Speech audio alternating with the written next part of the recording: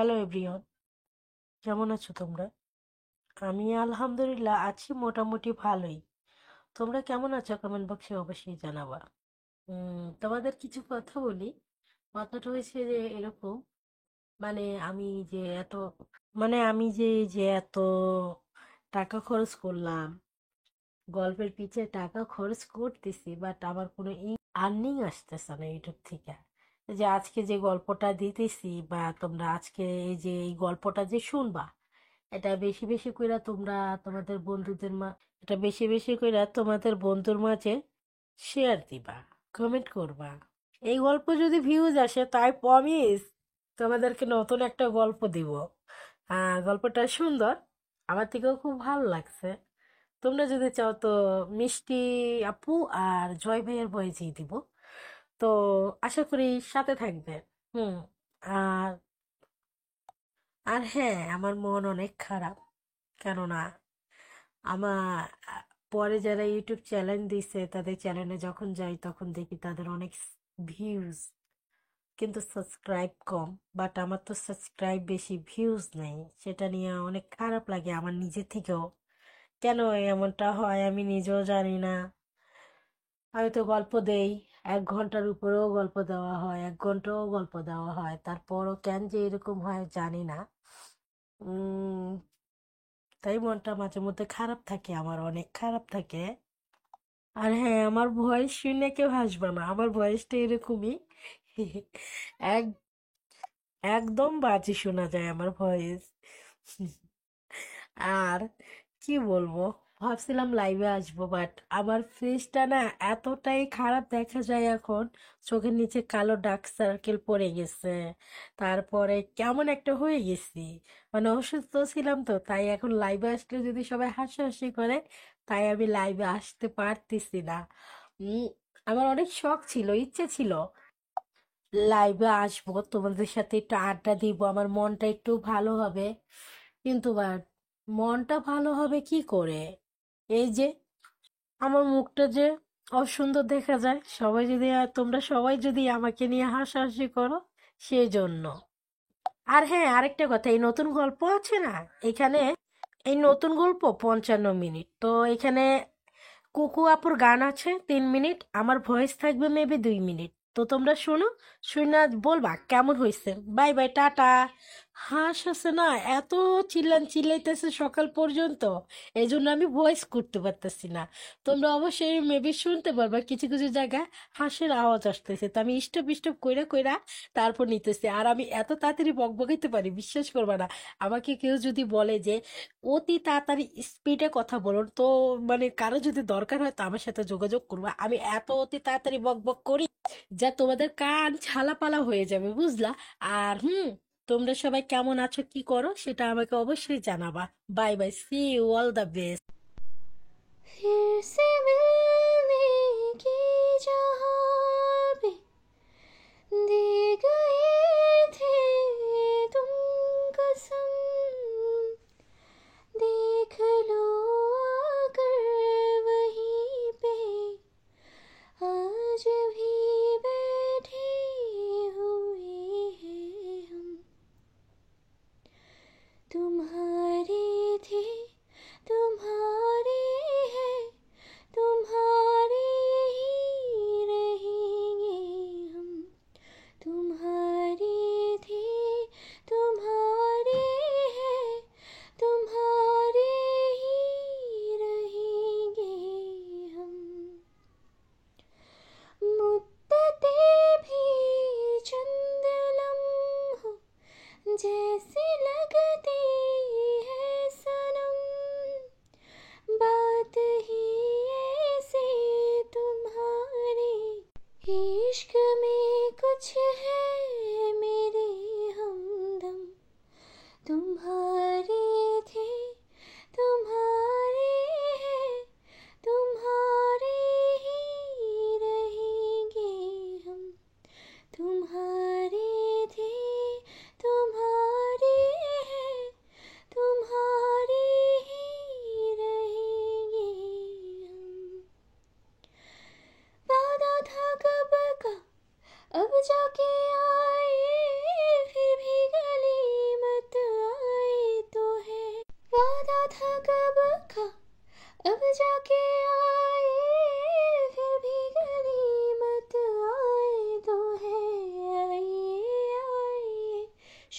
से आइए आइए आगे इस बार ना जाइए। बिछड़ के भी हम सफर से वफा जो कर पाए हैं, इस आतिश के समंदर से वही तो गुजर पाए हैं। नहीं मिली हीर तो क्या रहे उसी के वो फिर भी, तभी रांझे वही सच मायने में कहलाए हैं, कहलाए हैं। वही सच्ची मोहब्बत है, कभी होती नहीं जो कम। तुम्हारे थे तुम्हारे हैं, तुम्हारे ही रहेंगे हम। हो वादा था कब का अब जाके आए, फिर भी गनीमत आए तो है। वादा था कब का अब जाके आए, फिर भी गनीमत आए तो है। आइए आइए शौक से आइए आइए आके इस बार ना जाइए। নগ্ন পিঠে ধপধপে সাদা বিছানায় উপর হয়ে গভীর ঘুমিয়ে আচ্ছন্ন হয়ে আছে শহরের নাম করা শিল্পপতি মির্জা সাদাব শাহিরের একমাত্র পুত্র আবিয়াজ শাহির যুবরাজ। তার সমস্ত পিঠ জুড়ে অঙ্কিত রয়েছে বিশালাকার এক ইগলের হিংস্র কালারফুল ট্যাটু, সাথে গলা পেঁচিয়ে রাখা বিভর্ষ এক ড্রাগন স্নেকের ভয়ানক কালো ট্যাটু। দেখে মনে হচ্ছে ইগলটি সাপটিকে শিকারের জন্য হাঁ করে আছে। উন্মুক্ত লোমহীন ফর্সা পিঠটি কাটাকাটি করে আর লালচে জখমের দাগে বিভৎস রূপ ধারণ করেছে। দৃশ্যমান কাটা দাগগুলো কোনোটা পুরনো, আবার কোনোটা দগদগে, আবার কোনোটার ব্যান্ডেজ থেকে চুয়ে চুয়ে রক্ত গড়িয়ে গায়ের থেকেই শুকিয়ে দাগ হয়ে আছে। জিম করা পেটানো শরীরে দাগগুলো খুবই বেমানান ঠেকাচ্ছে। যুবরাজের জন্ম বাংলাদেশে হলেও শৈশব কিশোর দুটোই কেটেছে বিদেশের মাটিতে।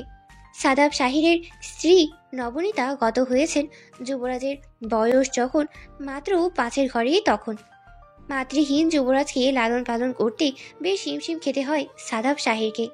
এত অল্প বয়সে মা হারিয়ে ছেলেটি সারাক্ষণ মা মা করে কাঁদতে থাকতো। কাঁদতে কাঁদতেই যখন দুর্বল হয়ে যেত, তখন ঘরের এক কোণে মেঝেতে শুয়ে ঘুমিয়ে পড়তো। বাসার হেল্পিং হ্যান্ড কোনোভাবেই ছোট্ট যুবরাজকে হ্যান্ডেল করতেই পারতো না। একদিকে ভালোবাসার স্ত্রীর বিয়োগ, অন্যদিকে ছেলের অসহায় কান্নাকাটি। চোখের সামনে ছেলের এমন করুণ অবস্থা দেখে নিরুপায় হয়ে হু হু করে চোখে জল ফেলতেন সাদাব শাহির।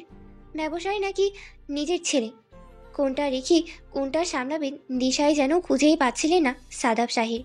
শেষমেশ উপায় না পেয়ে লস অ্যাঞ্জেলেসে বসবাসরত নিজের ছোট্ট বোন সামিনার কাছে রেখে মানুষ করেছেন একমাত্র ছেলেকে। এদিকে সামিনা ছিলেন নিঃসন্তান। প্রভাব প্রতিপত্তি সব কিছু থাকলেও একটা সন্তানের অভাবে আল্লাহর দরবারে প্রতিনিয়তই জায়নামাজে মাথা ঠুকে কাঁদতেন সামিনা। কিন্তু বিধাতা মুখ তুলেই সামিনাকে দেখেইনি। সাদাব শাহির যখন সামিনাকে নমনীতার মৃত্যুর খবর জানি যুবরাজের অসহায় করুণ অবস্থা জানালেন, ঠিক তখনই সামিনা এক বাক্যে রাজপুত্রের মতো দেখতে ভাইপোকে মুখে টেনে নিয়েছিলেন। কোনো প্রকার কষ্ট পৌঁছাতে না দিয়ে নিজের সবটুকু ঢেলে মাতৃ ভালোবাসায় বড় করেছেন যুবরাজকে। এই 28 বছর বয়সে যুবরাজ কখনো খুঁজতেই আসেনি কে তার আসল মা আর কে তার ফুপি। সামিনার স্বামী আদনান সাহিল বছর 10 আগেই গাড়ি অ্যাক্সিডেন্টে মর্মান্তিকভাবে মৃত্যুবরণ করেন। আদনান সাহিল ছিলেন অত্যন্ত ভালো মনের মানুষ। অকাল স্বামী বিয়োগে সামিনা খুবই ভেঙে পড়েন। স্বামীহীন বিদেশে বাড়ি সামিনার কাছে প্রতি মুহূর্তেই নরকের যন্ত্রণা ঠেকায় টুকরিয়ে মনে করত।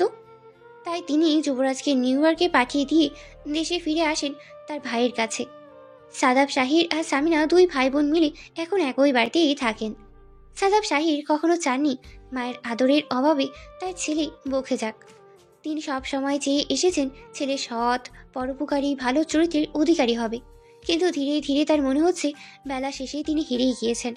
নবনীতাকে দেয়া কথা তিনি বোধহয় রাখতেই পারেননি। নিজ কক্ষে বিছানার ওপর এলোমেলো হয়ে বেঘরে ঘুমাচ্ছে যুবরাজ। বিশাল বড় কক্ষ জুড়ে পিন পতন নীরবতা বিরাজমান। কক্ষটির একটা সাইড কিছু অ্যান্ডোর প্লান্ট আর ক্যাকটাস দিয়ে সজ্জিত। আসবাবপত্র বলতে একটা কিং সাইজ বেড, একটা বেড সাইজ টেবিল, একটি ড্রেসিং টেবিল আর একটা ওয়ার্ড্রোব।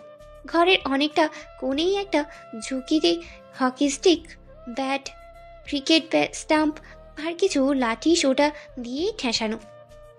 বিশালাকার জানলার ভারী পর্দাগুলো এমনভাবে টানা হয়েছে যাতে কোনো ফাঁক প্রখর গলিয়ে সামান্যতম আলো ঘরের ভিতরে প্রবেশ করতেই না পারে। বাগান বাড়ির মতো দেখতে বৃহত্তাকার অট্টালিকাটি শহরের এমন জায়গায় গড়েছে সাদাব শাহির, যেখানে যানবাহনের শব্দ তো দূরে থাক, মানুষের কোলাহল পর্যন্ত পৌঁছায় না। যার কারণে কক্ষে আলো না থাকলে রাত কি দিন কি কিছুই অনুমান করাই যায় না। বেডসাইড টেবিলের ওপর থাকা মোবাইল নামক যন্ত্রটি হঠাৎই সকল নীরবতা বিলীন করে ভো ভো শব্দ করে কাঁপতে থাকলো। অসময় নিজের ঘুমের ব্যাঘাত ঘটায় চোখ মুখ কুঁচকে দুই পাশ থেকে দুটো বালিশ নিয়ে কানে তার মাথার চেপে ধরে রাখলো যুবরাজ। কিন্তু অনুভূতিহীন যন্ত্রটি কি এত কিছু বুঝে? শব্দ থেমে যেতেই যুবরাজ ফিচেল হেসে আবার ঘুমের রাজ্যে পাড়ি জমাতে চাইল। কিন্তু শব্দটি দ্বিতীয় দফায় আবার শব্দ তুলেই কেঁপে উঠল। ঘুমের রেশ কেটে মুহূর্তেই যুবরাজের শিরা উপশিরায় তেজের দমক বয়ে গেল। অসময় যে ব্যক্তি ফোন করেছে তার উপর খুন চেপে গেল। কোমর পর্যন্ত জড়ানো কাঁথাটিকে সজোরে লাথি মেরে ফ্লোরে ফেলে দিয়ে রক্তবর্ণ চক্ষু নিয়ে উঠে বসল। ততক্ষণে আবারও ফোনের লাইন কেটে গিয়েছে। মুখে বিশ্রী গালাগাল উচ্চারণ করে চোখ কষাতে ফোন হাতে নিয়ে আননোন নাম্বার দেখে মেজাজের পারদ আরও দুই ধাপ চড়ে গেল। নাম্বারটি কার এটা জানার জন্য মাথায় নিয়ন্ত্রণহীন রাগ কিলবিল করে উঠল। বাজ পাখির ন্যায় তীক্ষ্ণ দৃষ্টি প্রয়োগ করে নাম্বারটি দেখে কিছুক্ষণ ভারী গম্ভীর ভাবে চিন্তা করতে লাগলো। পরিচিত কারো নাম্বার মনেই হলো না। রাগে হিতাহিত জ্ঞান হারিয়ে নাম্বারটি ডায়াল করতেই অপাশ থেকে সুমধুর কণ্ঠে উত্তর এলো, আপনার ডায়ালকৃত নাম্বারটি এই মুহূর্তে বন্ধ আছে। যুবরাজ লাইন কেটে দিয়ে মেঝের দিকে কিছুক্ষণ দৃষ্টি দিয়ে নীরবেই বসে রইল। রাগে তার পাগল হয়ে যেতে ইচ্ছে করছে। সারা রাত তার 1 মিনিটের জন্যও ঘুম হয়নি। ভোর রাত্রের দিকেই কেবলই চোখটা একটু লেগে এসেছে।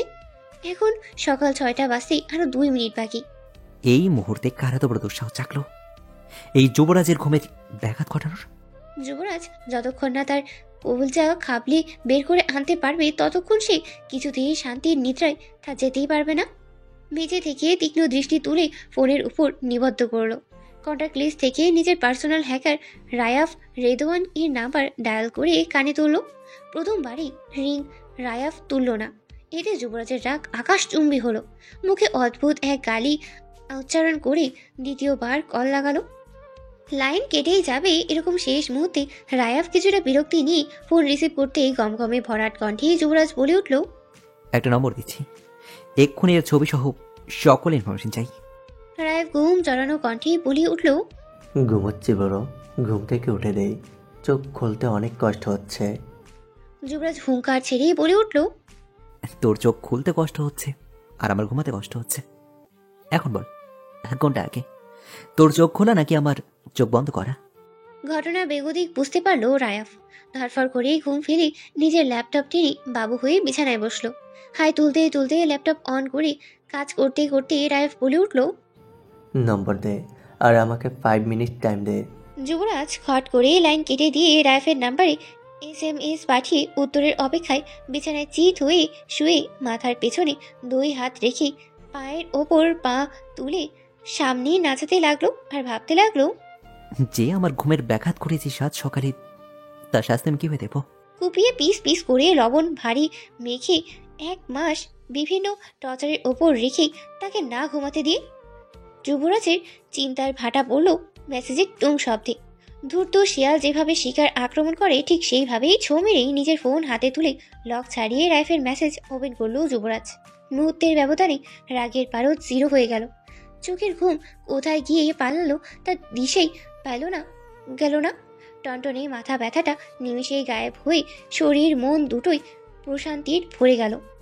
বার দুয়ে ফাঁকা ঢোক গিরে সূক্ষ্ম গলাটা ভেজানোর চেষ্টা করলো যুবরাজ, কিন্তু গলাটা ভিজার পরিবর্তে চৈত্র মাসের খরায় ফেটে যাওয়ায় চুরচুর ভূমির ন্যায় দ্বিগুণ সূক্ষ্ম হয়ে উঠল।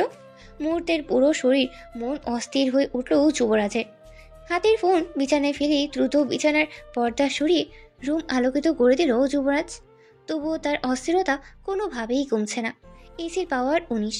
সাধারণত এই টেম্পারেচারেই শীত অনুভব করার কথা, কিন্তু যুবরাজের সমস্ত শরীর ঘামিয়ে ভিজে জবজবে অবস্থা। নিজের অস্থিরতা কমাতে দ্রুত ব্যালকনির দরজা খুলে দৌড়ে বৃত্তাকার খোলা ব্যালকনিতে এসে দাঁড়ালো যুবরাজ। এরপর রেলিংয়ে হাত দিয়ে সামান্য ঝুঁকে বুক ভরিয়ে শ্বাস টেনে মনে মনেই বলে উঠল, এবার একটু ভালো লাগছে। এত ভয়ের বেলা উঠে যুবরাজ কখনো প্রকৃতির এমন শান্তি স্নিগ্ধ রূপ দেখেনি বললেই ভুল হবে। বিভিন্ন ব্যস্ততায় তার সময় হয়েই ওঠেনি। ফুরফুরে ঠান্ডা উত্তারিত সমীরণ ছাতে পূর্ব আকাশে লাল টকটকে সূর্যের আভা ছড়ানো দৃশ্য সব কিছুই যেন যুবরাজকে দ্বিতীয় দফায় মুগ্ধ করলো। ভোরের নির্মল মিষ্টি বাতাস যুবরাজের ঘাড় সমান এলোমেলো চকলেট রঙা চুলগুলো এলো পাথারি উড়িয়ে দৃষ্টির সীমানা অবরোধ করতে চাইছে। যুবরাজ দুই হাতের সাহায্যে ব্যাকব্রাশ করার মতো করে চুলগুলো পিছনে ঠেলে দিয়ে পুনরায় প্রকৃতির সৌন্দর্য উপভোগ করতে মগ্ন হলো। কিন্তু বেশিক্ষণ সেই সৌন্দর্য দৃষ্টি উপভোগ করতেই চাইল না। যুবরাজের মনে হলো বেশি কিছুক্ষণ আগেই সেই যেই সৌন্দর্য উপভোগ করছে সেই সৌন্দর্য পৃথিবীতে আর দ্বিতীয় সৃষ্টিই হয়নি। বেহায়া মন দ্বিতীয়বার সেই সৌন্দর্যের দর্শন চাইল। নিজের মনের উপর নিজেরই নিয়ন্ত্রণ খেটছেই না তার। নিজেকে শাসিয়ে ঠোঁট কামড়ে নিজের কক্ষে চলে এলো যুবরাজ। লাজুক হেসে ফোন হাতে তুলে রায়াফের পাঠানো মেসেজ ওপেন করে মুচকি হাসলো। ফোনের স্ক্রিনে কিছুক্ষণ মুগ্ধ দৃষ্টিতে তাকিয়ে ধীর কণ্ঠে বলে উঠল, যুবরাজ সবসময় দুটো জিনিসের লোভে দেখিয়েছে। এক হচ্ছে টাকা, আর দ্বিতীয় হচ্ছে নারী। টাকা আর নারী দুটোই এই মির্জা আওয়াজ সাহিদ যুবরাজকে ধরা দিয়েছে স্বেচ্ছায়। যুবরাজ সেই সুযোগের সদ্ব্যবহার করে কখনো এই দুটো জিনিস হাসিল করেনি, কিন্তু তোমাকে যে কোনো মূল্যেই যুবরাজ হাসিল করবে। নিজের থেকে ধরা দিয়ে বড় বিপদে পড়ে গেলে সুইটহার্ট, এবার সামলাও আমাকে। কি ব্যাপার রাজ্য, তোমাকে যে নম্বরটা দিয়েছিলাম সেটা সম্পর্কে খোঁজ নিয়ে অফিসের ডাটা সাবমিট করোনি কেন? সোয়াট টিম কমান্ডের ভারী কি আওয়াজে থতমত খেল রেহেনুমা রাবাব রাজ্য। নিজেকে স্বাভাবিক রেখে কম্পিউটারে কিছু সার্চ করতে করতে অফিসারের উদ্দেশ্যে ভারী কণ্ঠে বলে উঠল, সারা রাত চেষ্টা করার পর ভোর রাত্রির দিকে আমি তার ফোন খোলা পেয়েছি স্যার। দুইবার কল করার পরেও কোনো রেসপন্স পাওয়া যায়নি। এদিকে আমার মোবাইলের ব্যাটারি ডেড হয়ে যাওয়ায় আপনাকে কোনো ইনফরমেশন দিতে পারিনি। কিন্তু আমি অফিসে এসে ডেটা চেক করে দেখেছি আপনি যেই নম্বর আমাকে দিয়েছেন তাতে একটা ডিজিট ভুল ছিল। আমি সারা রাত রং নাম্বারের পিছনে ঘুরেছি স্যার। জুনিয়র অফিসারের মুখে এমন কড়া কণ্ঠ ঠিক হজম হলো না কমান্ডার বেনজির আশফির। নিজেকে বিজ্ঞ জাহির করতে নিজের ড্রয়ার থেকে ক্রিমিনাল লিস্ট বের করে নিজের সেন্ড করা নাম্বার আর কাঙ্ক্ষিত ব্যক্তির নম্বর কাটায় কাটায় মিলিয়ে নিলেন। নিজের ভুল চোখে পড়তেই ক্রিমিনাল পেপার ড্রয়ারে পুরে গলা খাঁকড়ে দিয়ে বলে উঠলেন, নম্বরের যে ডিজিট ভুল আছে এটা তোমার তখনই বলা উচিত ছিল যখন তোমাকে নম্বরটা সেন্ড করেছি। ক্রিমিনাল লিস্ট না দেখে কিভাবে জানবো স্যার যে নম্বর ভুল আছে? অবাক হয়ে জানতে চাইল রাজ্য। মেয়েটির অত্যাধিক সাহস দেখে চোখ মুখ কুচকে গজগজ করতে করতে কম্পিউটারের সামনেই বসে পড়লেন বেনজির আশফির। যে কমান্ডারের ভয়ে সোয়াট এর পুরো টিম মাথা ঝুঁকিয়ে থাকে, সেখানে এই মেয়ের চোখে চোখ রেখে জবাব দিচ্ছে। এই অফিসারকে একটা উচিত শিক্ষা দেব আজকে। মনে মনে সিদ্ধান্ত নিলেন কমান্ডার বেনজির। যেই ভাবনা সেই কাজ। নিজের ঠাঁট বজায় রাখতে গড়গড় করে বলে উঠলেন, আজকের দিনের মধ্যে এই ক্রিমিনালের সকল ইনফরমেশন তুমি একাই জোগাড় করবে। কারো হেল্প নিতে পারবে না, এমনকি তোমার সরকারি ইনিরাও না। কমান্ডারের এমন কথায় রাজ্য যেন আকাশ থেকে পড়ল। মনে মনে ভাবতে লাগলো, ওনার সাথে কিসের শত্রুতা আমার? সারাক্ষণ এভাবে পিছে লেগে থাকে। সুযোগ পেলে ঠিক একদিন ব্যাটা তোর ঘাড় মোটকে দেবো দেখিস। কি হলো, বসে বসে কি ভাবছো? এখনো যাচ্ছ না কেন? কমান্ডারের উঁচু ধমকে নড়চড়ে উঠল রাজ্য। মুখে স্মিত হাসি ঝুলে বোকার মতো হে হে করে হেসে বলে উঠল, যাচ্ছি স্যার যাচ্ছি। বলতে বলতে নিজের কম্পিউটার অফ করে প্রয়োজনীয় ওপেন করে অফিসারের বাইরে বেরিয়ে এলো রাজ্য। পার্কিং লটে এসে বাইক স্টার্ট দেওয়ার আগেই পেছন থেকে ডেকে উঠলো অ্যানি। রাজের দিকে তাকিয়ে জিজ্ঞাসা হয়ে জানতে চাইলো, এই অসময়ে সিভিল ড্রেসে কোথায় যাচ্ছিস তুই? মাথার হেলমেট পরতে পরতে অ্যানের দিকে অসহায় চোখে তাকিয়ে রাজ্য বলে উঠল, হাইড অ্যান্ড সিক খেলতে যাচ্ছি। আমিও যাব তোর সাথে, দাঁড়া। বলেই এনি বাইকে ওঠার জন্য উদ্যত হলো। যেতে পারবি না, হরুষ কমান্ডার আমার সাথে তোকে অ্যালাউ করবে না। বলে বাইক স্টার্ট দিয়ে ভো ভো করে এনে দৃষ্টির সীমানা থেকে ধুলো উড়িয়ে চলে গেল রাজ্য। রাজ্যে যাওয়ার পানে তাকিয়ে ফুস করে শ্বাস ছেড়ে অফিসে ঢুকে পড়লো অ্যানি। জানতে পেরেছিস সেদিন রাতে কে হামলা করেছিল আমার পর? প্রশ্নটি করেই রাইফের দিকে তীক্ষ্ণ দৃষ্টিতে তাকিয়ে রইল যুবরাজ। নিজের হাতের ট্যাব ঘেটে একটা ছবি সহ কিছু ইনফরমেশন বের করে যুবরাজের দিকে ট্যাবটা এগিয়ে দিয়ে রাইফ বলে উঠল, এই ব্যক্তি তোকে গুলি করে মারতে চেয়েছিল সেদিন। সে একজন পেট কিলার। শুধু তাই নয়, শহরের যত ধরনের খুন আর গুম আছে তার অর্ধেক এই ব্যক্তি করে থাকে। মোহাম্মদপুর থানাতে তার নামে 46টি গুম আর খুনের কেস রয়েছে। এখন পর্যন্ত পুলিশ তাকে ধরতে পারেনি। কেন ধরতে পারিনি? এটা কি পুলিশের ব্যর্থতা, নাকি কোনো ভীতি থেকে তাকে ধরছে না? যুবরাজ রাইফের দিকে প্রশ্ন ছুড়ে নিজের গায়ের শার্টটা হাতা ফোল্ড করার দিকে মনোযোগ দিল। রায়াফ কিছুক্ষণ মৌন থেকে বলে উঠল, ওনার পিছনে বড় বড় মানুষের হাত আছে। সবাই তাকে শেল্টার দিয়ে পুষে রেখেছে। এজন্য পুলিশ কোনোভাবেই তার নাগাল পাচ্ছে না। হাতের ঘড়ি পড়তে পড়তে যুবরাজ বলে উঠল। চল আমার সাথে। রায়াফ ট্যাব ব্যাগে পড়তে পড়তে বলে উঠল, কোথায়? বড় বড় হাত কাটতে। কথাটি বলেই মুখে কাঠিন্য ভাব এনে পিছনের দিকে না তাকিয়ে লম্বা লম্বা পা ফেলে গটগট করে হাঁটা দিল যুবরাজ। শহরের নাম করা একটি বিশাল শপিং মলের সামনে দাঁড়িয়ে আছে রাজ্য। বৃত্তাকার এই 8 তলা বিশিষ্ট শপিং মলটি উপর থেকে নিচ পর্যন্ত পরখ করে ফুস করে শ্বাস ছেড়ে মাথার হেলমেট খুলে বাইকে রেখে ভিতরে ঢোকার জন্য পা বাড়ালো সে। চেকিং পয়েন্টে সিকিউরিটি গার্ড আর কাঁধের ব্যাগ চেক করতে চাইলে প্যান্টের ব্যাক পকেট থেকে নিজের আইডি কার্ড বের করে সামনে মিলে ধরতেই সিকিউরিটি ভীত কণ্ঠে বলে উঠল, সরি ম্যাম। চোখে কালো রোদ চশমা লাগিয়ে অনুসন্ধানী হয়ে এদিকে সেদিকে তাকাতে তাকাতে সেলটরে গিয়ে দাঁড়ালো রাজ্য। হাত ঘড়িতে সময় দেখে জাতীয় শব্দ উচ্চারণ করে নিজের প্ল্যান সাজাতে মাথা নিচু করেই ভাবতে লাগলো। চলন্ত সিঁড়ি ধরে পুনরায় মোবাইল যেখানে বেচা কেনা হয় সেখানেই ছুটে গেল রাজ্য। একটি দোকানে গিয়ে হাতে থাকা ছবি দেখিয়ে বলে উঠল, এই ফোনটি এখানকার কোন দোকান থেকে নেওয়া হয়েছে? ফোনটি দেখেই দোকানের কর্মচারী ছেলে দুটো একজন আরেকজনের মুখের দিকে তাকিয়ে ফাঁকা ঢোক গেল। তাদের মুখের হঠাৎ পরিবর্তন দেখেই রাজ্য বলে উঠল, কোন দোকানের ফোন এটা? ভীত ছেলে দুটো আঙ্গুলের ইশারায় পাশের দোকান নির্দেশ করতেই রাজ্য আর বাক্য খরচ না করেই সে দোকানটির দিকে গিয়ে গিয়ে বলল, কে কিনেছে এই ফোনটি? দোকানে মাঝবয়সী পাঞ্জাবি টুপি পরিহিত এক লোক রাজ্যের হাতের ছবির দিকে তাকিয়ে কঠিন বিরক্তি নিয়ে বলে উঠল, এই ফোন আমার দোকানের না, আর বেশি খেতেল না করে না, ভালোই ভালো কাইটা করেন। লোকটির কথা শুনে রাজ্য ফিচের হেসে বলে উঠল, কেটে পড়ার হিসেব পরে, আগে বলুন কে কিনেছে এই ফোন? লোকটি চোখ মুখ কুচকে বিরক্তি ভাব দেখিয়ে বলে উঠল, এখন নামাজের টাইম, আপনি সরেন এখান থেকে। রাজ্য বুঝে গেল সোজা আঙ্গুলেই ঘি উঠবে না এখানে। দ্রুত ব্যাগ থেকে হ্যাকলার VP9 পিস্তল বের করে লোকটার কপাল বরাবর তাক করে তেজি কণ্ঠে বলে উঠল, হু বট দিস মোবাইল ফোন? এবার লোকটি মাঝে কিছুটা আতঙ্ক পরিলক্ষিত হলো। 2 হাত উপরে তুলে ধীর কণ্ঠে বলে উঠল, ম্যাডাম, আমরা শুধু পুরান মোবাইল কেনাবেচা করি। দোকানে এই মোবাইলটা সবচেয়ে পুরান মডেলের ফোন আছিল। শুধু তাই না, সাথে একটা সিমও আছিল। কিছুদিন আগে কিছু ছেলেপেলে আইসা জোরপূর্বক এই ফোনটা নিয়ে গেছে। আমরা তাদের নামে জিজ্ঞাসা করলে তারা বলছিল আমরা কালামানিকের লোক। এই ফোন কালামানিকের কাজের জন্য আমরা নিচ্ছি।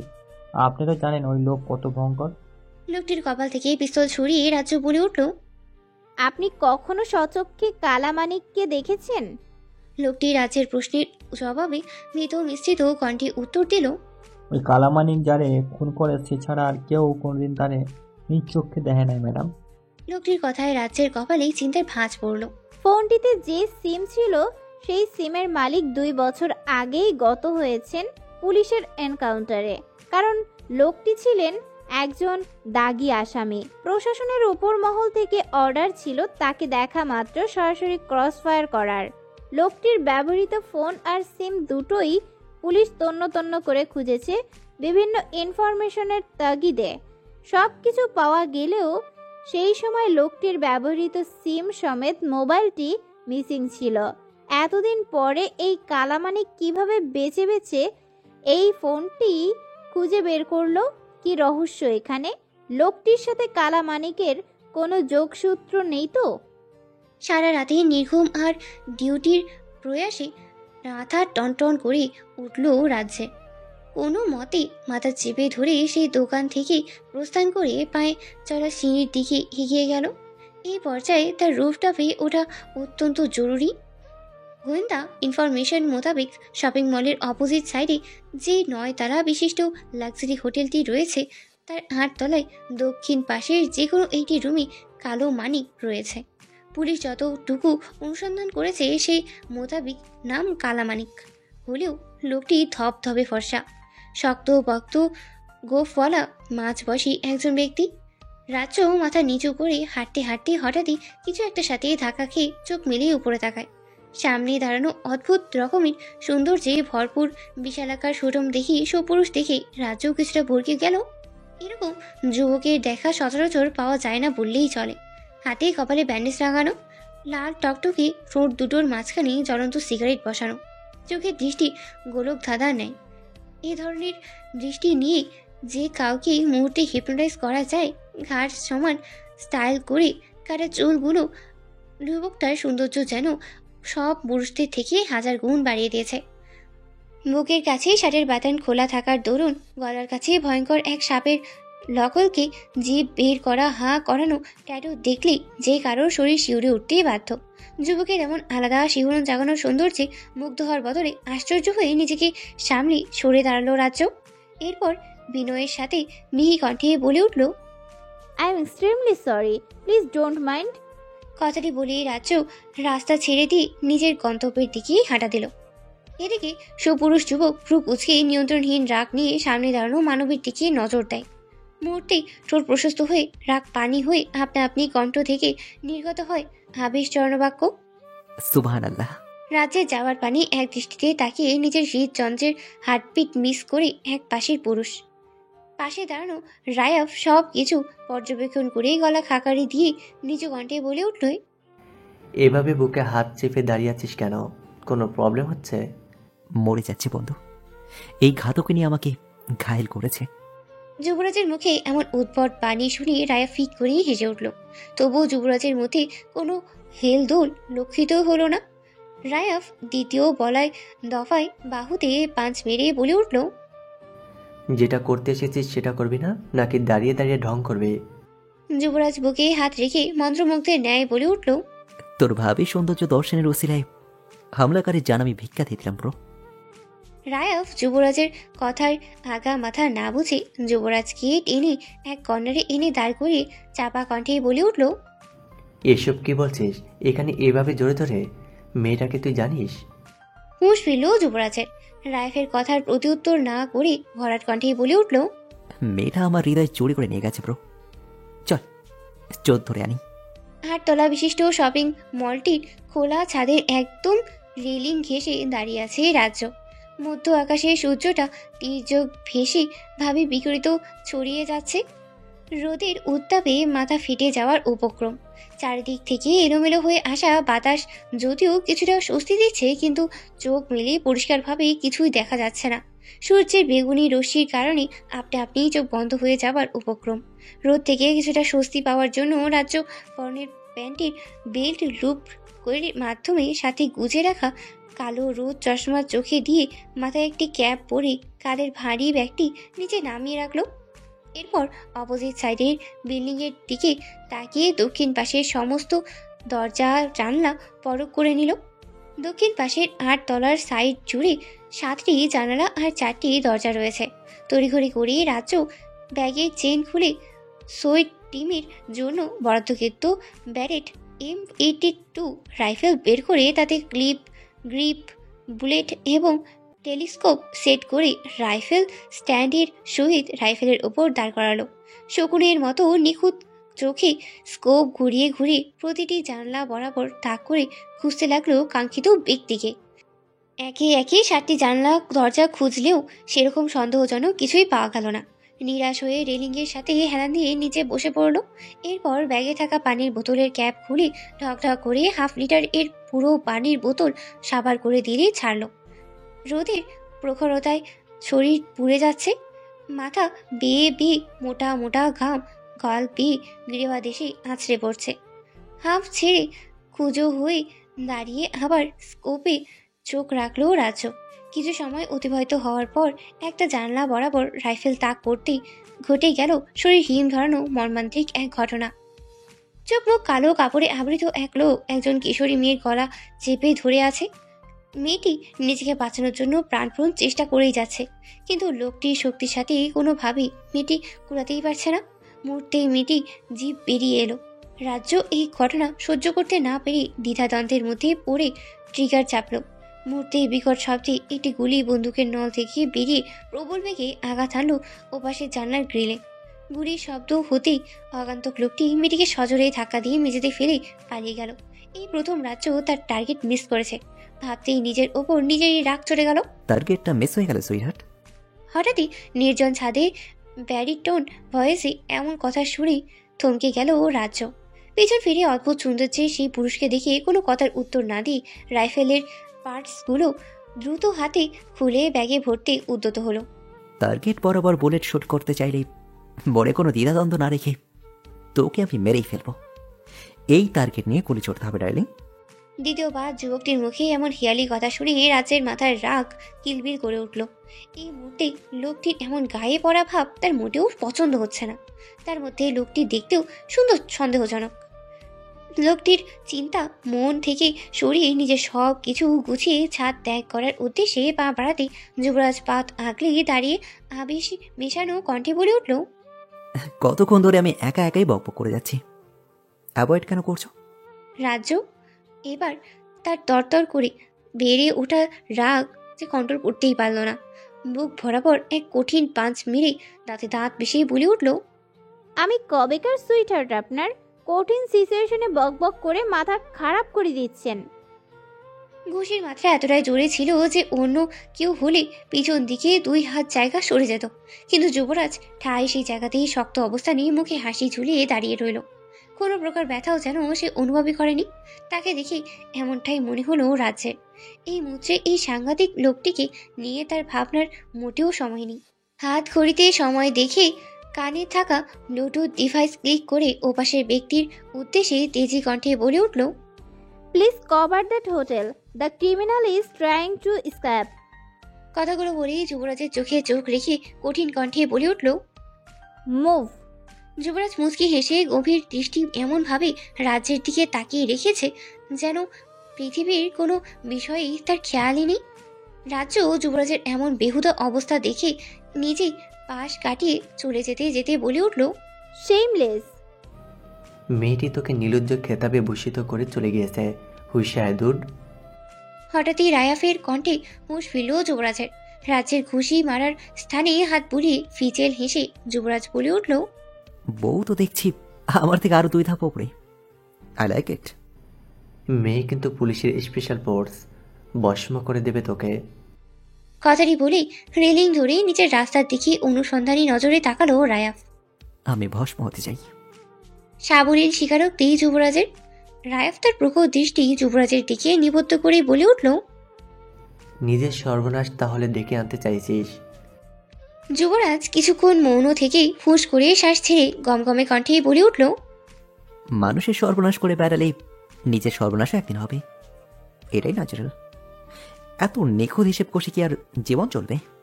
রায়াফ বুঝতে পারল যুবরাজ কঠিনভাবে কট খেয়েছে এই মেয়ের মনের আঙ্গিনায়। এই পথ থেকে সরে আসতে হলে যে কোনো একজনকে জীবনের তা এন্ড মেনে নিতে হবে। কারণ যে জিনিস যুবরাজের মনে ধরেছে সে সেটা আদায় করেই ছাড়বে, আর জেনে শুনে একজন ক্রিমিনালকে কোনো মেয়েই সাদরে গ্রহণ করবে না। রায়াফের ভাবনার ভাটা পড়ল যুবরাজের ভটাট কণ্ঠে। চল আমরা সুইটিকে হেল্প করি। বলেই কিটকিটিয়ে হেসে উঠল যুবরাজ। রায়াফ অবাক হয়ে জানতে চাইল কিভাবে। সুইটে যাকে হচ্ছে সে আমার শিকার। একজন আদর্শ স্বামীর কর্তব্য কি জানিস? বউয়ের কাজ সহজ করে দেওয়া। আই উইল কিল হিম। কথাগুলো বলেই হো হো শব্দে হেসে উঠল যুবরাজ। যুবরাজের ভয়ানক সেই হাসি শোঁ শব্দ পেয়ে চলা বাতাসে বাড়ি খেয়ে ভয়ঙ্কর এক আলোড়ন সৃষ্টি করলো পুরো ছাদ জুড়ে। যুবরাজের এই হাসির মানে রায়াফ জানে।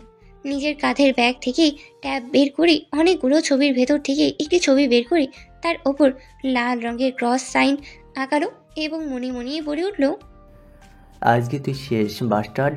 অন্ধকার কক্ষে ইজি চেয়ারে চোখ বুঝে শুয়ে শুয়ে বিভিন্ন ভাবনা ভেবে চললেন সাদাব শাহির। নবনীতার বড় বড় মায়াবী চোখের পাপড়ি ঝাপটানোর মুহূর্ত তাকে আজও রুমস্থির করে। মৃত্যুর পূর্বে মুহূর্তেই নবনীতা সাদাব শাহিরের হাত ধরে বহু কষ্টে ভেঙে ভেঙে বলে উঠছিলেন, আমার ছেলে যেন কারো ক্ষতি করতে না পারে, ও যেন মানুষের মতো মানুষ হয়। কথা দাও তুমি আমার ছেলেকে যোগ্য মানুষ হিসেবে গড়ে তুলবে। যুবরাজ যেন মায়ের অভাবে আর 5টা ছেলে মেয়ের মতো নষ্ট না হয়। নবনীতার মৃত্যু পূর্ব ছেলের ভবিষ্যৎ নিয়ে চিন্তিত সেই করুণ আকুতি আজও সাদাব শাহিরের কানেই বাজে। তিনি দুঃস্বপ্নেও ভাবেনি তার ছেলে একজন খুনি হবে। ছেলেকে সঠিকভাবে মানুষ করতে না পারার ব্যর্থতা শান্তি নিদ্রা যাপন পর্যন্ত করতে দেয় না সাদাব শাহিরকে।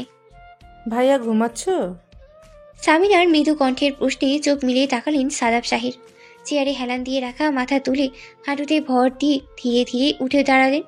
এরপর বোনের দিকে করুণ দৃষ্টি পেতে প্রশ্ন বান ছুড়ে বলে উঠলেন, আমার ছেলে মানুষের জীবন কেড়ে নেয়, এটা তুই কবে থেকে জানতিস? বড় ভাইয়ের মুখে এমন প্রশ্ন শুনে ভয়ে কেঁপে উঠলেন সামিনা। যেই সত্যগুলো এত বড় দিন তিনি চেপে রেখেছেন সেটা তার ভাই কিভাবে উন্মোচন করলেন? বিশালাকার হোটেলটির চারপাশে পুলিশ আর পুলিশের স্পেশাল ফোর্স সোয়াটের দখলে। সোয়াট হচ্ছে পুলিশের এমন একটি সংস্থা যারা সমস্ত কঠিন সিচুয়েশন দক্ষ হাতে হ্যান্ডেল করার জন্য উচ্চ প্রশিক্ষণ প্রাপ্ত হন। সোয়াটের সদস্যরা সবসময় ভারী অস্ত্র বহন করেন এবং এমন সব ক্রিমিনাল তারা অ্যারেস্ট করতে সক্ষম হন যারা সাধারণ পুলিশের ধরা ছোঁয়ার বাইরে।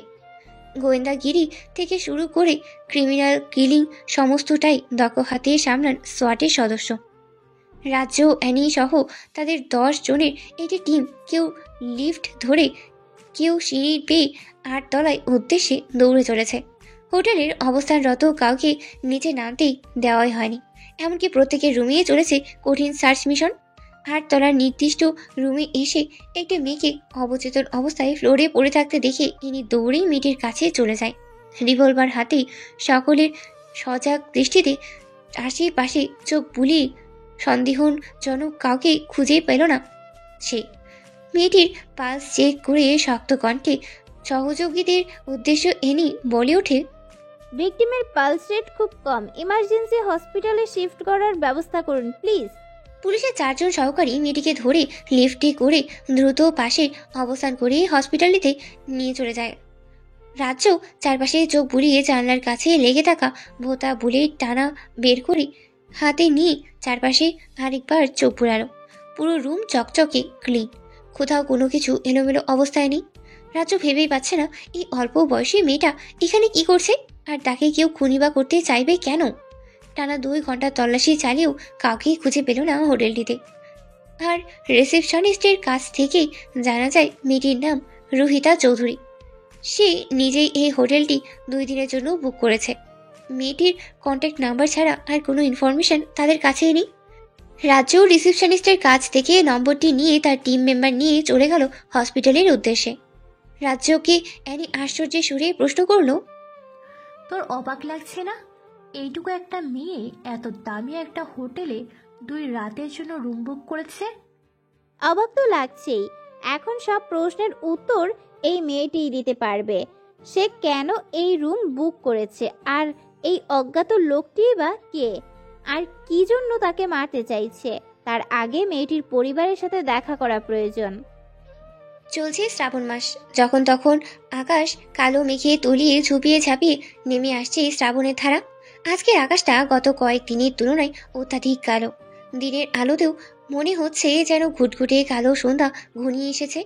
মাঝে মাঝে বিদ্যুৎ চমকানোর আলোয় কিছুটা ঝলমলে হয়ে উঠলেও সবকিছু কেমন যেন ভুতুড়ে ঠেকছে। এরকম বৈরী আবহাওয়ায় একটি নির্জন অন্ধকার রক্ষে একের পর এক মদের বোতল খালি করেই চলেছে অজ্ঞাত এক লোক। লোকটি ঢকঢক করে বোতল সাবার করা দেখে মনে হচ্ছে সে বহুদিনের তৃষ্ণার্ত। দুনিয়াবি কোনো বিষয় যেন তার কোনো খেয়ালই নেই। মদ পান করায় যেন তার এক মুহূর্তের জন্য উদ্দেশ্য হয়ে দাঁড়িয়েছে। মদের নেশায় যখন সে চুর হয়ে আছে, তখন সন্ধ্যা গড়িয়ে রাতের আগমন হয়েছে। এমন সময় পুরো দুনিয়া কাঁপিয়ে ঝরঝর শব্দে মোটা মোটা বড় বড় বৃষ্টির ফোঁটা প্রবল বেগে আছড়ে পড়ল ধরণীতে। পকেটে থাকা বাটন মোবাইল ফোনটি বের করে লোকটি সময় দেখে নিল। সময় সন্ধ্যা 7:15। লোকটি ঘুমো ঘুমো হাত খোলা চোখে মাথা উঁচিয়ে বাইরের দিকে দৃষ্টি মেলল। গুড় গুড় শব্দে ঝরে যাওয়া ভারী বর্ষণের দিকে তাকিয়ে লোকটি অস্পষ্ট স্বরে বিশ্রী ভাষায় বলে উঠল, সে একটা মাল ছিল মেয়েটি। একবার বিছানায় তুলতে পারলেই শরীর মন দুটো জুড়িয়ে যেত। শালিক কোনোভাবেই প্রস্তাবে রাজি ছিল না। কোনো মতে বিছানা পর্যন্ত নিয়ে ভিডিও করতে পারলেই নেহাল চৌধুরীর থেকে যখন তখন কাড়ি কাড়ি টাকা হাতানো যেত। শালি আমার ভালোবাসার অভিনয় ধরে ফেলে হোটেল থেকে চলে যেতে চাইল। যেই তাকে দুনিয়া থেকে সরিয়ে দিতে চাইলাম, অমনি কোন এক মাদার ফার্স এসে গুলি করে দিল, মুডটাই নষ্ট করে দিল। ধ্যাত। লোকটি ধীরে ধীরে কথাগুলো বলতে বলতে আবার ঘুমিয়ে তলিয়ে গেল। কতক্ষণ যে সে এইভাবে ঘুমিয়ে রইল সে নিজেও জানে না। কিছুক্ষণ অতিবাহিত হতেই খুব কাছেই বিকট শব্দে বজ্রপাত হলো। বজ্রপাতের শব্দে যার চোখ ঝাপসানো আলোয় লোকটির ঘুম ছুটেই গেল। কোনো মতেই চোখ মেলে উঠে বসতেই বাইরের দিকেই নজর দিল। হাত খোলা দরজার কাছে ছায়া মূর্তির মতো কিছু একটা দেখেই লোকটি কাঠের পাতানো চৌকি থেকে ঢুলু ঢুলু শরীরে উঠে দাঁড়ালো। এরপর কোমরে গুজে রাখা পিস্তল বের করে বলে উঠল, কে ওখানে? সামনে আয় শালা। দূরে দাঁড়িয়ে লুকাছুপি খেলা আমার পছন্দ না। কথাগুলো বলতেই বলতে কিছুর সাথে উষ্টা খেয়ে মেঝেতে এলোমেলো হয়ে লুটিয়ে পড়ল। এরপর চৌকির পা ধরে কোনো মতে উঠে দাঁড়িয়ে নিষাক্ত চোখে আবার দরজার দিকে দৃষ্টি দিল। সাথে সাথে ঘর আলোকিত হয়ে বিদ্যুৎ চমকে উঠল। সেই আলোয় বিশালাকার বলিষ্ঠ এক ছায়া মানব তার দৃষ্টিগত হলো। এবার লোকটি ভয়ই পেল। এক হাতে পিস্তল, অন্য হাতে চাকু ধরে বলে উঠল, সামনে এসে বাহাদুরি দেখা শালা। সাহস থাকলে চেহারা দেখা। বৃষ্টি আর বাতাসের দাপটে দরজায় দাঁড়িয়ে থাকা যুবকের লম্বা কালো রঙের পাতলা টেন্স কোটটা এলো পাথারি উড়াউড়ি করছে, যা দেখেই মনে হচ্ছে কোনো অশরীরী বৃষ্টি বাতাসে জল কলি করছে। হঠাৎই হো হো শব্দে হেসে উঠল যুবক। তার ভয়ঙ্কর হাসি এই ঘন বর্ষণের রাতকে আরো ভয়াবহ করে তুলছে নিমিষেই। মাতাল লোকটি এবার অনেকটাই ভয় পেয়ে ঘেমিয়ে উঠল। এমন মেঘলা বৃষ্টি বাদল ঠান্ডা পরিবেশে তার শরীর ঘেমিয়ে নিয়ে একাকার হয়ে গেছে। লোকটি গায়ের শার্ট প্যান্ট পকেট হাতড়ে গ্যাস লাইট খোঁজার চেষ্টা করলো, কিন্তু সেই গ্যাস লাইটটি কোথাও খুঁজে পেল না। দরজায় দাঁড়িয়ে থাকা যুবক পিছনে হাত দুই মুড়িয়ে ধীরে ধীরে লোকটির সামনে এসে দাঁড়ালো। এরপর গমগমেই হুঙ্কার ছেড়ে বলে উঠল, আমাকে গুলি করে মারতে চেয়েছিলে কেন? লোকটি যেন এবার ধরাশায়ী হয়ে গেল। মুখের জবান হারিয়ে গেল। ভয়ে গলা শুকিয়ে কাঠ হয়ে পিপাসায় অস্থির হয়ে উঠল। যুবক যত কাছে এগোলো লোকটি ততই পিছিয়ে যায়। এরকম পেছাতে পেছাতে আধা ঘন্টা কাঠের চৌকির সাথে ধাক্কা খেয়ে বিছানায় পড়ে যায়। দ্বিতীয়বার বিদ্যুৎ চমকাতে লোকটির কাছে জমতুল্য মানুষটির চেহারা পরিষ্কার হয়ে যায়। সে বিছানায় গুটি গুটি মেরে বলে ওঠে, আমাকে মাফ করে দিন সাহেব। আমি ইচ্ছে করে আপনাকে খুন করতে চাইনি। আমাকে টাকা দিয়ে বলা হয়েছে আপনাকে খুন করতে। ব্যক্তিগতভাবে আপনার সাথে আমার কোনো শত্রুতা নেই যুবরাজ সাহেব। লোকটির এমন করুণ আকুতি দেখে যুবরাজ হাহা শব্দ তুলে হেসে উঠল। চারপাশের বজ্রপাতের বিকট শব্দে আর যুবরাজের এমন ভয়ঙ্কর হাসি সব মিলিয়ে দম বন্ধকর পরিস্থিতি মনে হলো লোকটির কাছে। যুবরাজ বিছানার ওপর পা তুলে লোকটির হাত সজোরে পা চেপে জিজ্ঞেস করলো, হোটেলে মেয়েটিকে কেন মারতে চেয়েছিলি? এইটুকুর মেয়ের সাথে তোর কিছু শত্রুতা? সব সত্যি না বলে এমন শাস্তি দিয়ে মারবো সে আলো আতঙ্কে তোর লাশ মুখে নেবে না। বলেই যুবরাজ হাতে থাকা চাইনিজ কুড়াল উঁচিয়ে লোকটির চোখ বরাবর কোপ উঠালো। ভয়ে লোকটি চিৎকার করে বলে উঠল, বলছি, সব সত্যি বলছি। আমাকে এভাবে মারবেন না সাহেব, আমি সব সত্যি বলে দেবো আপনাকে। তার আগে বলুন, সব খুলে বললে আমাকে যেতে দিবেন? যুবরাজ তার মাথার এলোমেলো চুলগুলো একটা স্টাইলের সহিত বাঁধতে বাঁধতে বলে উঠল, তোর গল্প যদি আমার মন ছুঁয়ে যায় তাহলে পুরস্কার সমেত তোকে আমি ছেড়ে দেব, কিন্তু যদি একটাও মিথ্যে বলেছিস তাহলে বলে লোকটির চুলের ছুটি টেনে ধরে বলে উঠল।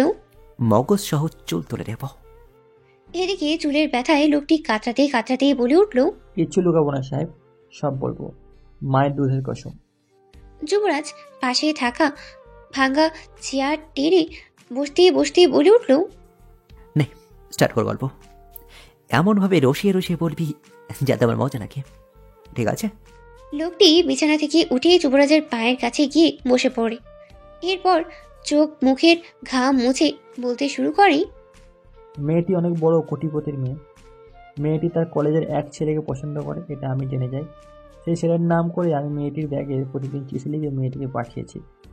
ছেলেটির নাম করে ওকে আমি চিঠিতে বলেছি আমাকে পেতে হলে ওই হোটেলে 2 দিন রাত কাটাতে হবে আমার সঙ্গে, না হলে আমি ওর সাথে রিলেশনে যাব না। মেয়েটি ছেলেটির সঙ্গে প্রেমে এতই অন্ধ হয়ে গিয়েছিল যে সে এই প্রস্তাবে রাজি হয়ে যায়। মেয়েটি যখন হোটেলে ওঠে তখন আমি মেয়েটির সামনে যাই এবং মুখ ঢেকে রাখি। মেয়েটিকে আমি শারীরিক সম্পর্কের জন্য জোর করতে সে আমার চেহারা দেখে ফেলে এবং সাথে সাথে আমাকে চড় মেরে দেয়। চড় খেয়ে আমার মাথায় খুন চেপে যায়।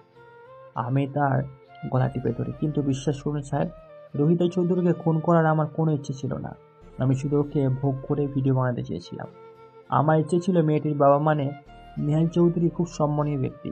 একবার মেয়েটির স্ক্যান্ডাল তার সামনে তুলে ধরতে পারলে লাখ লাখ টাকা হাতিয়ে নিতে পারবো, কিন্তু তার আগেই কে যেন আমাকে গুলি করে দেয়।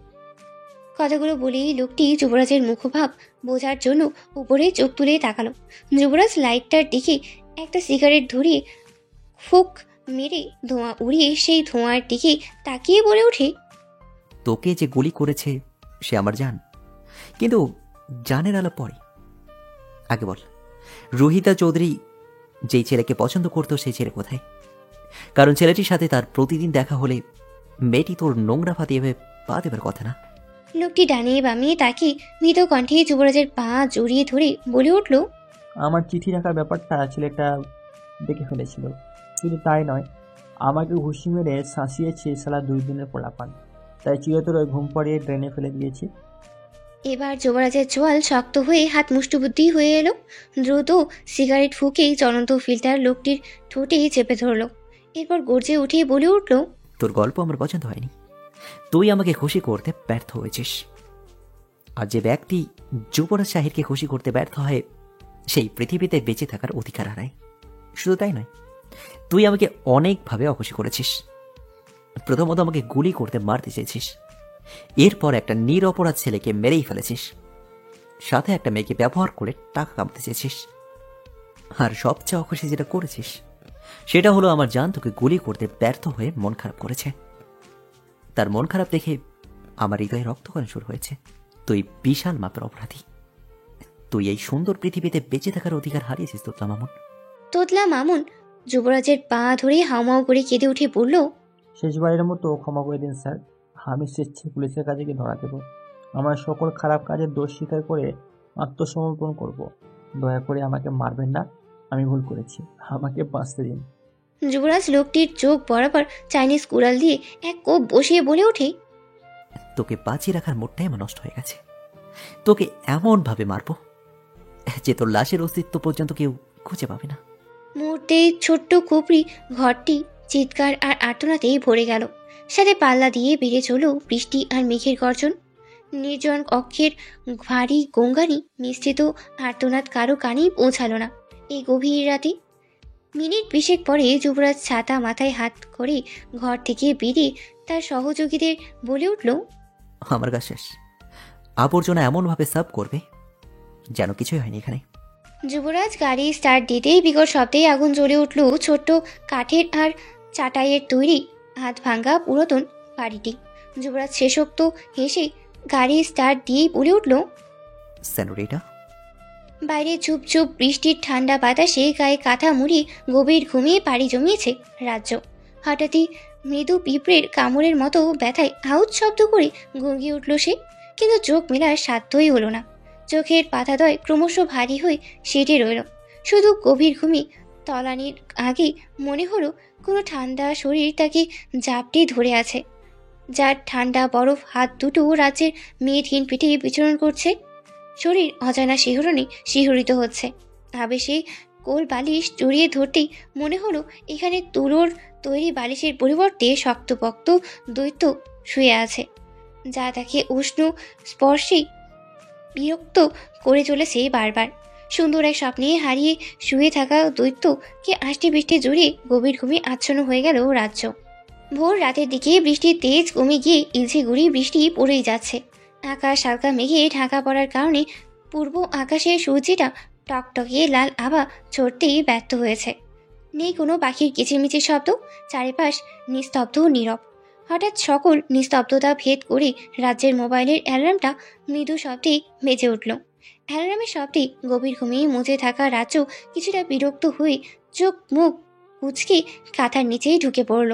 অ্যালার্ম বন্ধ করতে গিয়ে আবার আরাম নিদ্রায় ডুবে দিল সে, কিন্তু বেহায়া অ্যালার্ম দ্বিতীয় দফায় সুর তুলল। কাঁথার নিচ থেকে হাত বের করে বালিশের চারপাশ হাতড়ে কোথাও ফোন না পেয়ে ঢুলু ঢুলু শরীরে উঠে বসলো। এরপর চোখ বন্ধ করে সারা বিছানায় মোবাইলে তাল্লাশি চালালো, কিন্তু মোবাইল নামক যন্ত্রটি বিছানার কোথাও নেই। এবার বন্ধ চোখেই রাগ চেটে গেল রাজ্যের। একে তো কোনোভাবেই সে চোখ খুলতেই পারছে না, তার মধ্যে মোবাইল অ্যালার্ম বেজেই যাচ্ছে, সেটাও বন্ধ করতেই পারছে না। কিছুক্ষণ নিজের দায়িত্ব পালন করে নিজেই বন্ধ হয়ে গেল অ্যালার্মখানা। বিছানায় হেলান দিয়ে রাজ্য চোখ বন্ধ করেই বসে রইল। হঠাৎই রাজ্যের মা মিসেস তনুজা চৌধুরী রাজ্যের কক্ষে এসে ডেকে উঠলেন। কি রে বাবা, এভাবে ঘুমোচ্ছিস কেন? আজ ডিউটি নেই তোর? রাজ্য কোনো সারা শব্দ না করে তনুজা রাজ্যের গায়ে হালকা চাপড় মেরিয়ে ডেকে উঠলেন। কি রে মেয়ে, এভাবে বসে বসে ঘুমোচ্ছিস কেন? এবার একটু নড়ে চড়ে উঠল রাজ্য। বহু কষ্টে পিটপিট করে চোখ খুলে আবার বন্ধ করে অস্পষ্ট স্বরে বলে উঠল, কিছুতে চোখ খুলে রাখতে পারছি না মা, ঘুরে পড়ে যাচ্ছি, মনে হচ্ছে শরীরে কোনো শক্তি অবশিষ্ট নেই। মেয়ের কথায় ঘাবড়ে গেলেন তনুজা চৌধুরী। রাজ্যের সার্ভিস জীবনের এই 2 বছরে তিনি কখনো মেয়েকে এভাবে ঘুমাতে দেখেনি। ডিউটির ক্ষেত্রে রাজ্য খুবই চটপটে আর অনেস্ট, তবে আজ কি এমন হলো? মেয়ে কি কঠিন ব্যাধিতে আক্রান্ত? মিসেস তনুজা রাজ্যের গায়ের কাঁথা টেনে সরিয়ে গায়ে কপালে দুই হাত ছুঁয়ে দিয়ে বললেন, দেখি জ্বর হয়েছে কিনা। তনুজা শরীর হাতড়ে জ্বরের কোনো আভাসই পেলেন না। রাজের গা থেকে হাত ছড়িয়ে মিসেস তনুজা কপাল কুঁচকে নিজেই বলে উঠলেন, শরীরের টেম্পারেচার একদম স্বাভাবিক, তাহলে এমন দুর্বল হবার কারণ কি? মিসেস তনুজা কোমরে হাত রেখে কিছুক্ষণ চুপ হয়ে দাঁড়িয়ে রইলেন। এরপর রাজকে টেনে বিছানা থেকে নামাতে উদ্বেগী হয়ে বলে উঠলেন, একটা লম্বা শাওয়ার নে, তাহলে ভালো লাগবে। দিনরাত প্রচুর ধকল যায়, এই জন্যই বোধহয় এমন লাগছে। আর অফিসে গিয়ে কয়েকদিনের জন্য ছুটি নিবে আজকে। আমার মনে হয় একটু রেস্ট প্রয়োজন তোর। কথাগুলো বলতে বলতেই রাজকে টেনে ওয়াশরুমে নিয়ে শাওয়ার ছেড়ে দিয়ে বেরিয়ে গেলেন তিনি। বৃষ্টির মতো ঝরঝর করে ঝর্ণা থেকে মিহি মিহি বৃষ্টির ধারা রাজ্যকে ভিজিয়ে দিচ্ছে নির্দ্বিধায়। হঠাৎই উষ্ণ জল রাজ্যের গলার নিচে জ্বালনি সৃষ্টি করল। সেই জ্বালা নিউরনে পৌঁছানো মাত্রই মুহূর্তেই চোখ মিলিয়ে তাকালো রাজ্য। শুধু গলার নিচে নয়, কাঁধে, বাহুতে, পেটেও সমানভাবে জ্বলে যাচ্ছে। ঘাড় ঘুরিয়ে ডানে বামে তাকাতেই ফর্সা হাতগুলোতে লালচে ছোট ছোট দাগ নজরে এলো। ওয়াশরুমের বড় আয়নাটার নজর রাখতেই গলার নিচে আর পেটে অসংখ্য দাগের উপস্থিতি পাওয়া গেল। মাথায় চাপ প্রয়োগ করে বিগত দিনগুলোর ডিউটির সময়কাল কাজ চিন্তা করল রাজ্য। না, শরীরে ব্যথা লাগার মতো কোনো কাজ তো আমি করিনি, তাহলে এই দাগ কিসের? হঠাৎই রাতে দেখা স্বপ্নের কথা মাথা চারা দিয়ে উঠল রাজ্যের মনে। ধবধবে ফর্সা টসটসে লাল ঠোঁটওয়ালা সুঠম দেখি এক রাজকুমার এসেছিল তার স্বপ্নে, যার বাহু ডোরে পরম মমতায় বন্দী ছিল রাজ্য। সেই রাজকুমার রাজ্যের কানে কানে ফিসফিস করে আবেশ চড়ানো আদরে কণ্ঠে গভীর চুমু দিতে দিতে বলেছিল, তোমাকে আমি দখল করবই, কারণ রাজকুমারের কাজই হচ্ছে রাজ্য দখল করা। সেই মাদকতা মিশ্রিত কণ্ঠে কি ছিল রাজু জানেই না। সেও গলা জড়িয়ে ধরে রাজকুমারের উষ্ণ ঠোঁটে ঠোঁট ছুঁয়েছিল। আর সেই সুযোগে রাজকুমার উম্মাদের মতো ভোগ করেছে তার উষ্ঠদয়। হঠাৎই লজ্জায় রাজ্যের কান গরম হয়ে ধোঁয়া ছুটল। নিজেকে নিজেই ধিক্কার দিয়ে বলে উঠল, ছি অসভ্য মেয়ে, এসব চিন্তা ভাবনা করে ঘুমাস তুই? এগুলো কোনো স্বপ্ন হলো? লজ্জায় শরীরের দাগের কথা বেমালুম ভুলে ঝটপট গোসল ছেড়ে বেরিয়ে এলো রাজ্য। রুমে এসে নিজের ড্রেস পাল্টে অফিসের ইউনিফর্ম পরে নিল সে। হেয়ার ড্রায়ার দিয়ে কাঁধ পর্যন্ত ভেজা চুলগুলো শুকিয়ে ছোট্ট বেনি করে খোবার মতো করে ক্লিপ দিয়ে আটকে নিল। নিজেকে আয়নায় ভালোভাবে দেখে মাথার ক্যাপটা হাতে নিয়ে বেরিয়ে এলো নিজের রুম থেকে। সে জানতেই পারল না ওপাশের কেউ একজন তার আঁকা ঘোড়া সবটাই দেখে নিল মুগ্ধ নয়নে। হাই তুলতে তুলতে এলোমেলো পায়ে রায়াফ কফি মগ হাতে যুবরাজের রুমে এলো। এসেই দেখতে পেল একটা রাইফেল জানলার দিকে তাক করে সেটার স্কোপে গভীর মনোযোগ দিয়ে কিছু একটা দেখেই যাচ্ছে যুবরাজ। কফির মগটা বেড সাইড টেবিলের ওপর রেখে রায়াফ অধীর আগ্রহে জানতে চাইল, এত সকালবেলা কার 12টা বাজাচ্ছিস? স্কোপ থেকে দৃষ্টি সরিয়ে রাইফের সামনে এসে দাঁড়ালো যুবরাজ। উদম গায়ে শুধু একটি 2 কোয়ার্টার হাফ প্যান্ট পরা। সেই হাফ প্যান্ট এর 2 পকেটে হাত গুজিয়ে যুবরাজ স্মিত হেসে বলে উঠল, আমার নিজেরই 12টা বেজে গেছে ব্রো। মানুষের 12টা বাজানোর আর সময় কোথায়? বলেই একটা দীর্ঘশ্বাস ফেলে নিজের ফোন হাতে নিল। সময়ের দিকে নজর দিয়ে চোখ উঁচকে ফোন বিছানায় ছুঁড়ে মেরে আবার বলতে শুরু করলো, গুনে গুনে 34টি বিল্ডিং পরেই আমার জানের বাসা। আশ্চর্যের বিষয় কি জানিস? আমার জানলা জানের জানলা বরাবর। চাইলে এই জানলা দিয়ে আমি আমার জানকে দেখতে পারি। রায়াব যুবরাজের কথা শুনে এক আঙ্গুলের সহিত মাথা চুলকে নিজের কফির মগ লম্বা এক চুমুক দিয়ে বলে উঠল, এভাবে একটা মেয়েকে যখন তখন দেখা অন্যায়। মেয়েটা এখনো তোকে ভালোবাসে না, বিষয়টা আরো বেশি অন্যায়ের। নিজের কফির মগটা হাতে নিয়ে তাতে ছোট চুমুক দিয়ে জানলার দিকে তাকিয়ে যুবরাজ শেষাক্ত হাসল। এরপর ভরাট কণ্ঠেই বলে উঠল, পৃথিবীর সকল প্রেমিক পুরুষই অন্যায়কারী। এরা প্রেমে পড়ে অন্যায় করার জন্য। তুই কোথাও কোনো সাধু প্রেমিক পুরুষ পাবি না। আর সাধু আমি হতেও চাই না। সাধুগিরি আমার ধাঁচে নেই। আমি পৃথিবীর সবচেয়ে অসভ্য অসাধু প্রেমিক পুরুষ হতে চাই। হঠাৎই রাইফের নজর গেল যুবরাজের গলার নিচের ধপধপে সাদা মাঝারি সাইজের ব্যান্ডেজের দিকে। ব্যান্ডেজটা এমন এক জায়গায় করা যেখানে ড্রাগন স্নেকটা হাঁ করে আছে। ব্যান্ডেজের পারণে সাপের মাথাটি আর দেখা যাচ্ছে না। ব্যান্ডেজ চোখে পড়তেই আঙ্গুল উঁচিয়ে উদ্বিগ্ন হলো।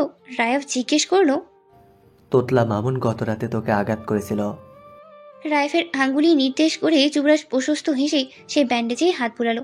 এরপর হাসি থামিয়ে বলে উঠল, তোতলা মামুন কেন? পৃথিবীর কারোই যুবরাজের গায়ে হাত দেওয়ার সাহস নেই। এই দুঃসাহস শুধু একজনের আছে, আর সে হচ্ছে আমার সুইটি। এই সাপের চাইতেও সে বিষাক্ত। একদম সাপের মাথায় কামড়ে ধরে মাংস তুলে নিয়েছে। মস্তিষ্কে যুবরাজের দুষ্টু কথা ধরা দিতেই কফি নাকে মুখে উঠে গেল রায়াফের। কোনো মতেই নিজের কাশি থামিয়ে আশ্চর্যের ভঙ্গিতে বলে উঠল, ওই ইঞ্জেকশন তুই আমার থেকে এই আকাম করার জন্য নিয়েছিস? ওকে কিছু করিসনি তো? বেচারি কিন্তু ইনোসেন্ট। যুবরাজ যেন কিছুই হয়নি এমন ভাব নিয়ে কফি চুমুক দিতে দিতে বলে উঠল, সারা রাত ভোর শুধু চুমুই দিয়েছি, আর কিছু করিনি। অসাধু বলে এতটাও আমি খারাপ নই। চুমু দিয়েছি বলেই কামড়ে দিয়েছে। আর কিছু হলে তো। যুবরাজের কথা শেষ করার আগেই সামিনা প্রবেশ করলো যুবরাজের রুমে। এরপর দ্রুত পায়ে কাছে এসেই ফিসফিস করে বলে উঠল, সারা রাত কোথায় ছিলি? ভাইজান তোকে রাতে দুবার খুঁজতে এসে না পেয়ে ফিরে গিয়েছে। তোর ওপর অনেক রেগে আছে। এখন চল আমার সাথে, ভাইজান ডাইনিং টেবিলে তোকে ডাকছে। হ্যাঙ্গারে থাকা নিজের টি শার্ট পরতে পরতেই যুবরাজ ভীতি মিশ্রিত কণ্ঠে বলে উঠল, খুব ভয় লাগছে মা, এবারের মতো বাঁচিয়ে নাও। প্রমিস আর জীবনেও রাতে কোথাও বের হব না। সন্ধ্যার আগে বাড়ি ফিরে পড়তে বসবো। যুবরাজের পিঠে এক ঘা বসিয়ে সামিনা বলে উঠলেন, ঢং না করে দ্রুত আমার সাথে আয়। ভাইজান কিছু প্রশ্ন করলে হু হাতে উত্তর দিবি, আমি তো আছি। দ্রুত আয়। ডাইনিং টেবিলে বসে বসে সামনের কপাল স্লাইড করে চলছেন সাদাফ জাহির। ছেলের ভবিষ্যৎ নিয়ে খুবই চিন্তিত তিনি। ভেবেছিলেন শেষ বয়সে এসে ছেলে তার ব্যবসায়ের হাল ধরবে, কিন্তু ছেলে কিসের নেশায় রাত দিন বাইরে বাইরে ছুটে চলে সেটাই তিনি ভেবেই পাচ্ছেন না। বাবা, আমাকে ডেকেছো? যুবরাজের আকস্মিক ডাকে ধ্যান ভাঙল সাদাব শাহিরের। সোজা হয়ে বসে যুবরাজের দিকে তাকিয়ে তার সামনে চেয়ারে নির্দেশ করে বলে উঠলেন, বসো এখানে। যুবরাজ চেয়ার টেনে বসতে নিলেই সাদাব শাহির সামিরাকে উদ্দেশ্য করে বলে উঠলেন, তুই যা এখান থেকে, আমি যুবরাজের সাথে একান্তে একটু কথা বলতে চাই। সামিনা ভয়ে ভয়ে বলে উঠলেন, আসলে ভাইজান। সাদাব শাহির হাতের ইশারায় সামিনাকে থামিয়ে প্রস্থান করার নির্দেশ দিলেন। যুবরাজের দিকে এক পলক তাকিয়ে সামিনা গুটি গুটি পায়ে স্থান ত্যাগ করলেন। সামিনা চলে যেতেই সাদাব শাহির কঠিন কণ্ঠে যুবরাজকে বলে, গতকাল সারা রাত কোথায় ছিলে? বাবা, আমার কাজ ছিল। কি এমন কাজ তোমার যে রাতেও বাড়ি ফেরার সময় হয় না তোমার? বাবা, আমি তবে বলতে পারবো না। I am sorry. রাগে হিতাহিত জ্ঞান হারিয়ে টেবিলের জোরে চাপড় মেরে সাদাব শাহির বলে উঠলেন, তোমার কি জরুরি কাজটা কি? মানুষ খুন করা? নিজের বাবার মুখে এমন কথা শুনে থমকে গেল যুবরাজ। দাঁতে দাঁত চেপে সাদাব শাহিরের দিকে তাকাতেই তিনি কিছু ছবি ছুঁড়ে মারলেন যুবরাজের দিকে। ছবিগুলোর দিকে তাকিয়ে যুবরাজ কাঁপা কাঁপা কণ্ঠে বলে উঠল, এগুলো তোমাকে কে দিয়েছে? সাদাব শাহির গর্জে ওঠা কণ্ঠে বলে উঠলেন, কেন তাকে মেরে ফেলবে? বাবা, আমি এমনি এমনি কারো ক্ষতি করি না। আমার কাছে এক্সপ্লেনেশন আছে বলেই যুবরাজ মাথা নিচু করে ফেললো। দাঁতে দাঁত পিষে সাদাব শাহির বলে উঠলেন, তোমার কোনো এক্সপ্লেনেশন আমি শুনতে চাই না। আমার ভাবতেও ঘৃণা হচ্ছে আমার ছেলে একজন খুনি। আজ এই মুহূর্তে তুমি আমার সাথে থানায় গিয়ে সারেন্ডার করবে, না হলে এই বাড়ি ছেড়ে দুই চেক যেদিকে খুশি সেদিকে চলে যাবে। কোনো খুনির সাথে এক ছাদের নিচে আমার পক্ষে থাকা সম্ভব না।